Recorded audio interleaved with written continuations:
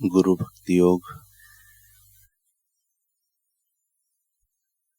ब्रह्म विषय ज्ञान अति सूक्ष्म है।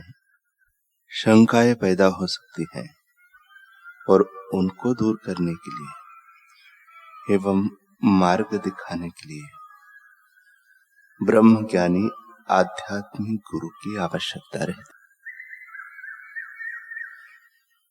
सत्य के सच्चे खोजी को सहायभूत होने के लिए गुरु अत्यंत महत्वपूर्ण भूमिका बजाते हैं। आध्यात्मिक गुरु साधक को अपनी प्रेमपूर्ण एवं विवेकपूर्ण निगरानी में रखते हैं तथा आध्यात्मिक विकास के विभिन्न स्तरों में से उसे आगे बढ़ाते हैं। सच्चे गुरु सदैव शिष्य के अज्ञान का नाश करने तथा उसे उपनिषदों का ज्ञान देने में संलग्न रहते हैं। वेद भी ज्ञान मार्ग के पथ प्रदर्शक गुरु की प्रशस्ति गाना नहीं चूकते। साधक कितना भी बुद्धिमान हो, फिर भी गुरु अथवा आध्यात्मिक आचार्य के सहाय के बिना वेदों की गहनता प्राप्त करना या उनका अभ्यास करना उसके लिए संभव नहीं है। गुरु अपने शिष्य की दैवी शक्तियों को जागृत करते हैं। प्रथम तो अपने गुरु को, आध्यात्मिक आचार्य को खोज लो जो आपको अनंत तत्व अथवा शाश्वत चेतन प्रवाह के साथ एकत्व साधने में सहाय कर सके। आध्यात्मिक मार्ग में सलामती पूर्वक दृढ़ता से आगे बढ़ने के लिए अपने गुरु के द्वारा ही शिष्य को सूचनाएं मिल सकती हैं। अपने गुरु की इच्छा की शरण हो जाओ, उनको आत्मसमर्पण करो, तभी आपका उद्धार होगा। तुम्हारे तारणहार भी तैयार है, बस जगाओ अपनी निष्ठा को। बोला मिश्रा, एक बालक जिसका जन्म लाहौर के एक सारस्वत ब्राह्मण के घर हुआ था। 10 वर्ष की उम्र में वह शास्त्र अध्ययन के लिए काशी गया।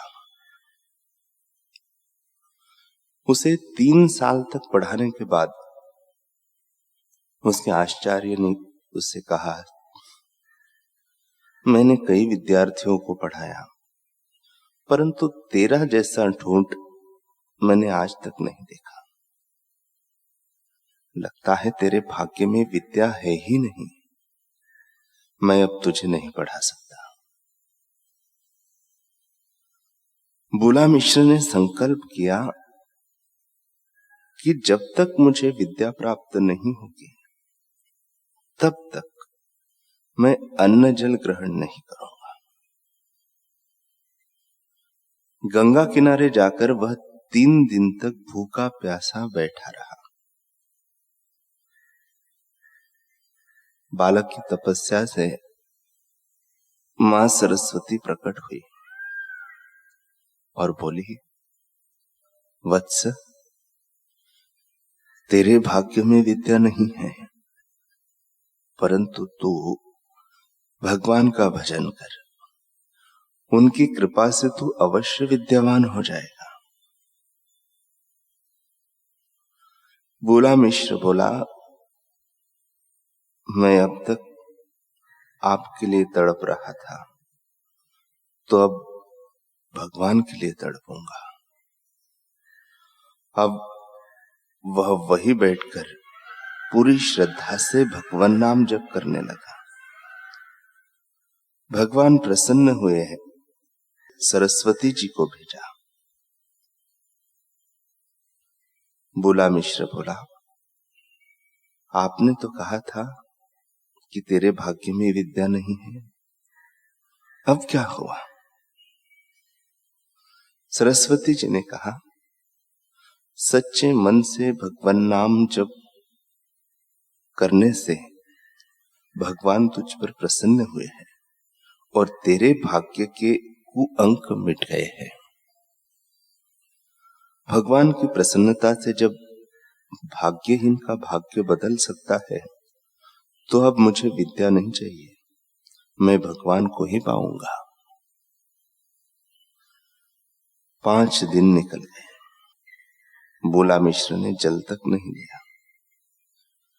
उसके दृढ़ संकल्प व सच्ची तड़प से प्रसन्न होकर भगवान ने साकार रूप में दर्शन दिए।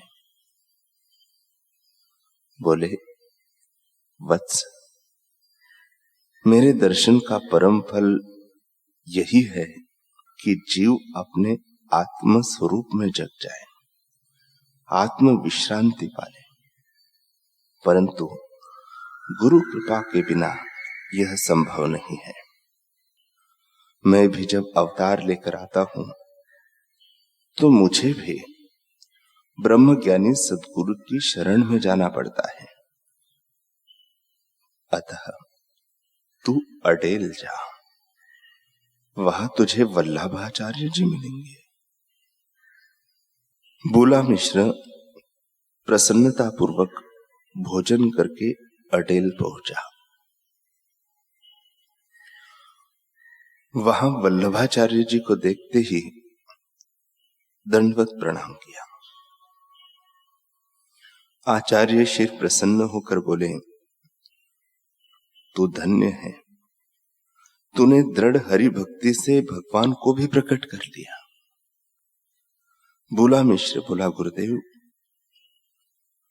भगवान के दर्शन तो हो गए, परंतु भगवत स्वरूप के आनंद का अनुभव तो नहीं हुआ। इसलिए मैं आपकी शरण में आया हूं, मुझे स्वीकार कीजिए। उसकी निष्ठा और विवेक देखकर वल्लभाचार्य जी ने उसे मंत्र दीक्षा दी।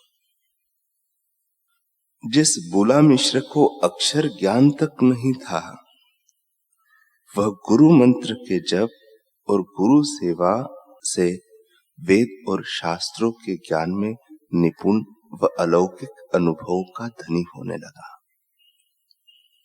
ईश्वर प्राप्ति की तीव्र तड़प और सद्गुरु की कृपा से शीघ्र ही बोला मिश्र को ईश्वर तत्व का साक्षात्कार हो गया।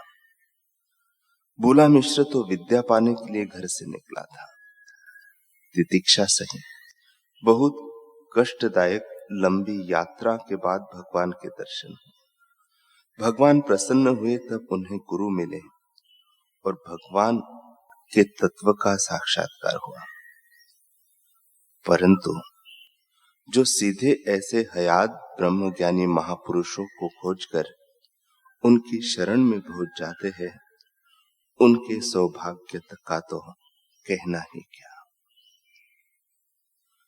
और जो ऐसे महापुरुषों के वचनों में अड़िग श्रद्धा करके बोला मिश्र से भी सरलता से गुरु की भक्ति करते हैं, तो उन्हें ईश्वर प्राप्ति की राह अत्यंत सरल हो जाती है।